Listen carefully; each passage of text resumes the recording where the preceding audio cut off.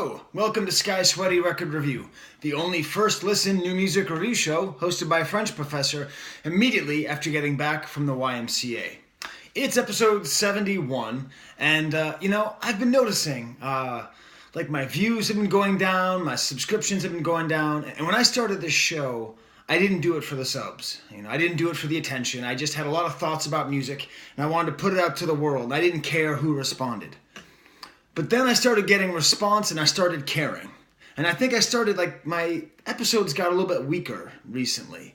I think I got too worried about making them short or about making them snappy. And I think they lost a little bit of what I wanted to do, which is just be me talking about music. So today's episode, I'm going to be going back. It's going to be very heavy on the Skyness. And, that's the plan. I'm going to be reviewing an album called Gallipoli by a band called Beirut.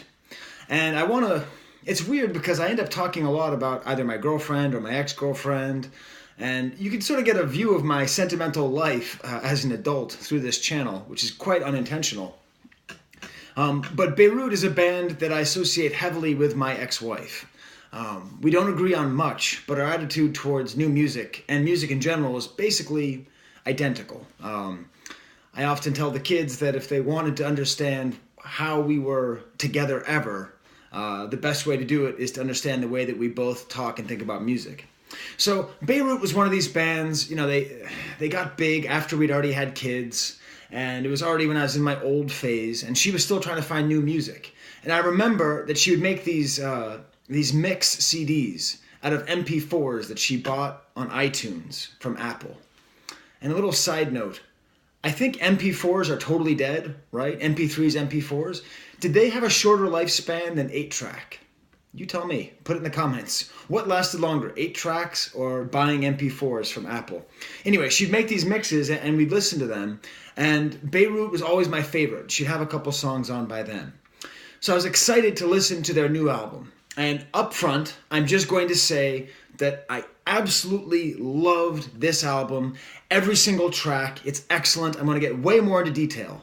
But there's no suspense here. This is great. I actually probably should have been paying attention to this band in the last 10 years, but I will explain why I didn't soon. I also want to start a new feature. It's called Imaginary Biography with Skye. I'm just going to imagine how this band started. And then I'm going to look briefly, on camera here, on Wikipedia to see how close I got. So based on their sound, this is what I imagine.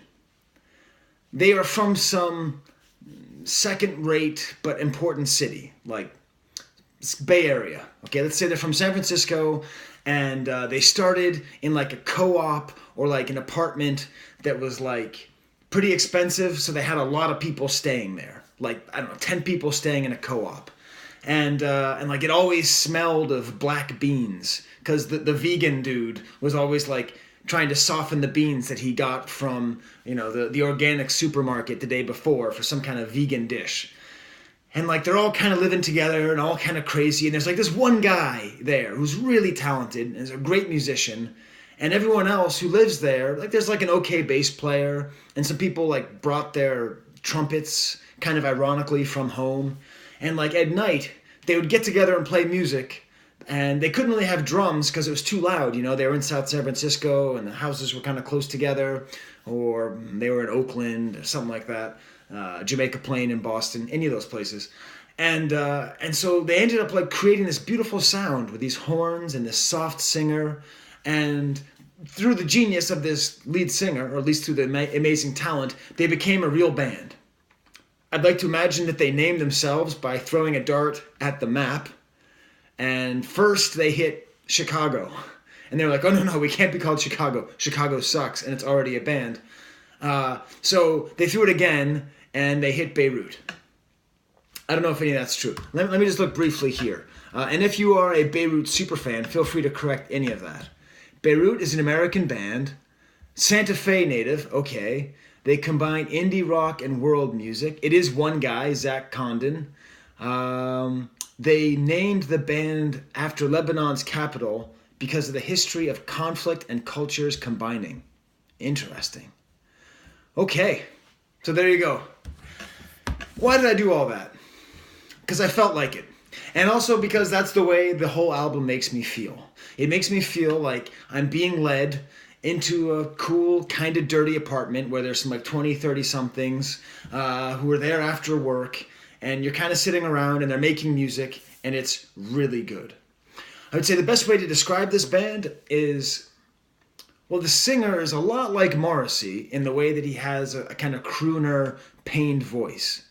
But he doesn't have the clarity of voice. Like, I don't actually know all the things that he's singing. He doesn't quite have the diction. And I don't think he also has the kind of ironic, oh, woe is me. I mean, the thematics are not very Smiths-like, but the singing has that quality that I really enjoy. The music is very...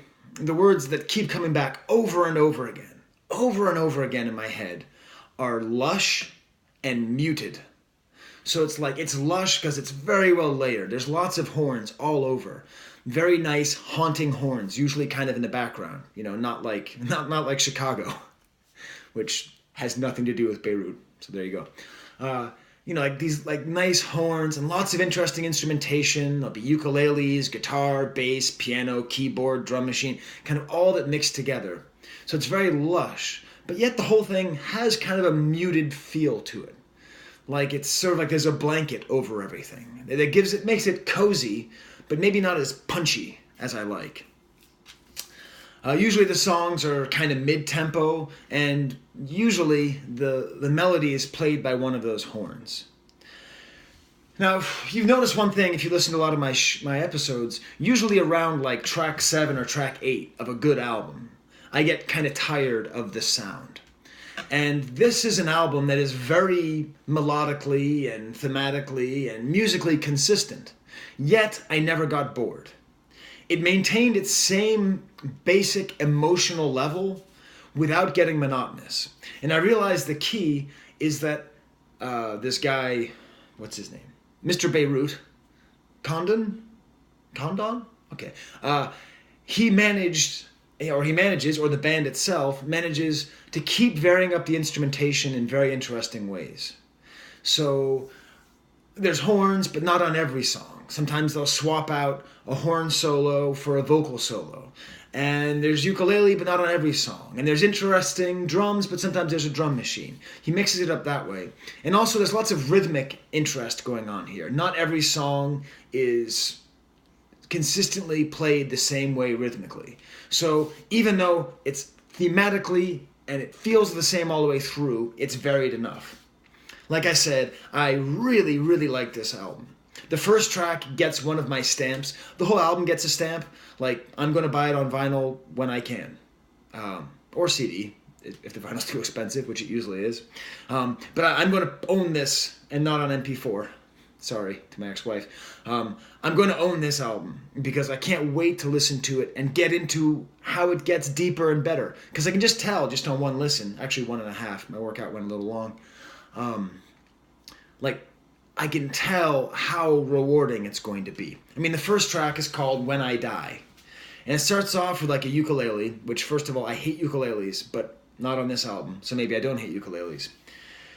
And it has the haunting horns, but then it's got this crazy rhythm. It's like basically polyrhythm the whole way through. I mean, like you could have 2 different dances going, one to the horns and one to the drums. And the drum polyrhythm itself is like dum, dum, doom, doom. It's a very kind of confusing polyrhythm, yet it's cohesive. It's just an excellent track. Again, I sort of wish I understood the lyrics better or that they were more salient. They're probably interesting. I'm not sure. Another great track, I don't know if it's the second or third track, is called Varieties of Exile. Again, this starts with the ukulele, but then eventually like electronic drums come in. And they're not like this new, in vogue, intentionally 80s electronic drums. I think they're just electronic drums. Although actually, on my second listen to that first half of the album, maybe they're not electronic at all. Part of my show is I don't edit. So if I'm wrong, you can put it in the comments. And then this is a case of where he would usually have a horn solo. Instead, there's a vocal solo, just him, this haunting and beautiful solo. And then this song has 2 separate endings that are fake endings. I think they're called false cadence. might be what it's called in musical terms. I forget. But the first one kind of ends, and then there's this whole interesting resurgence with different instrumentation. And this one, I really suggest you listen to it, because the way the bass is used is it's restrained, and then he just brings it back on either the first note or the last note of the measure. And like, so you hear this music, and then do, and you hear some more music, do, and I don't know, it's just beautiful. It's just a really nice, interesting, it keeps me engaged the whole time I'm listening. And then there's another kind of false ending where the guitar plays what the ukulele started with. And then all these horns come in again. And I don't know, it's just a good example of how well textured and how rich and how developed these songs are. The next track, it's some name of islands. I don't know. I get criticized for using the word pretentious too often. But there's a lot of like pretentious titles on this album. But in general, the instrument, there's like 3 or 4 instrumental tracks, and they're quite strong. They're as interesting as the vocal tracks. Now, they use ukulele a lot on this album, and I hate ukulele, but I accept it. On this instrumental song, the Marianas Island, something like that, there's chimes. And I maintain that there's never been a song in the history of music that was made better by chimes. And I hate to say, it's still true. The chimes suck on this song just like the chimes always suck. Dear musicians, don't buy chimes. Don't use them. Do you want to sound like Kenny G? Do you want to sound like Sting? Ugh. All right. Another song, like I say, it mixes up rhythms. So in general, the album is very down-tempo, and if there are rhythms, they're kind of complicated and polyrhythmic. A song like E Giardini, again, this weird sort of multiple languages that go on here, has like a legitimate drum groove and like an actual piano line. And there's not really any other grooves on the album, and there's not really any other piano on the album either. Then there's a song that gets to why have I rejected this band for a while. I didn't really reject them. Like, I liked them but didn't listen to them. You know, like, I knew like 1 or 2 songs on my ex-wife's mixes. A song called Das für, in German, Za. I assume this means something in German. I don't know. I'm a French professor, not a German professor. Ich nicht kein deutscher Professor. And I realized that this band reminds me a lot of Yo La Tengo. Now, I've basically always hated Yo La Tengo while enjoying their music. And I realized it's kind of like it was with Pedro the Lion. If you watch my Pedro the Lion video, which I think is one of my better ones, so watch that if you haven't. Oh, and I bought their album. It's great. It's really good. You know, I didn't like Pedro the Lion because it was too suburban. It was too nostalgic. It was too self-referential. It was too much like me. And I think Yo La Tengo and Beirut, in a similar way, it's music kind of for intellectuals. It's sort of adult music for people who appreciate fine cheeses. And that's not to say that it's snobby, because it's not. I mean, it's not intentionally exclusionary. But the atmosphere that they establish is so sophisticated. And it's so like mid-tempo and muted that much like Yo La Tengo, which is a great band with lots of interesting music, I just thought it was just too NPR, too Unitarian, too much like something that would be me. And so I hated it for being me. And this is the second time I brought this up, but I'd like to invite you to think about a band that you hate and wonder if part of what you hate isn't that it reflects you, much like Beirut does. I mean, how could I possibly hate this band that's like this guy who sings in all these different languages and clearly has traveled and thinks about language and love and death and all these things that I like to think about. And that's just another great song. Das für, I'd say, it's hard to say. I mean, this whole album, it's an album of stamps. It's a super stampy album. The most accessible track is called Landslide. That's the least complicated. You get the sense it's a song about landslides back in his home. So I guess there were landslides in Santa Fe. And the lyrics are clear. You can hear his voice. He's singing about landslides back home where he used to be. And everything's very straightforward. The rhythms are straightforward. It's kind of catchy. And that's, I think, because he really needed to sing this song about how he was feeling at that exact moment. It doesn't have the same richness of the rest of the album, but in a way it has an accessibility which makes the whole album more dynamic. A song called Family Curse, one of my favorite themes, thank you Emile Zola, starts off with a cheesy Casio drum beat. But what's great is that Casio drum beat continues until it's replaced by actual drums playing it. And it becomes an entirely flushed out song. And it's not a totally cheesy Casio drum beat. It's one of the more complicated ones. You know, like the ones where you press it and it's like that kind of marimba, mambo style rhythm. I used to play a lot with Casios. So that's the album. You know, there's a couple other tracks I didn't mention. It ends with a song called Fin, you know, the end in French. Kind of nice 80s sounding instrumental track. The whole thing is excellent. I suggest listening to it. I actually think you should listen to it and then come back to my review. I don't ask people to do that, but I'm going to do that now.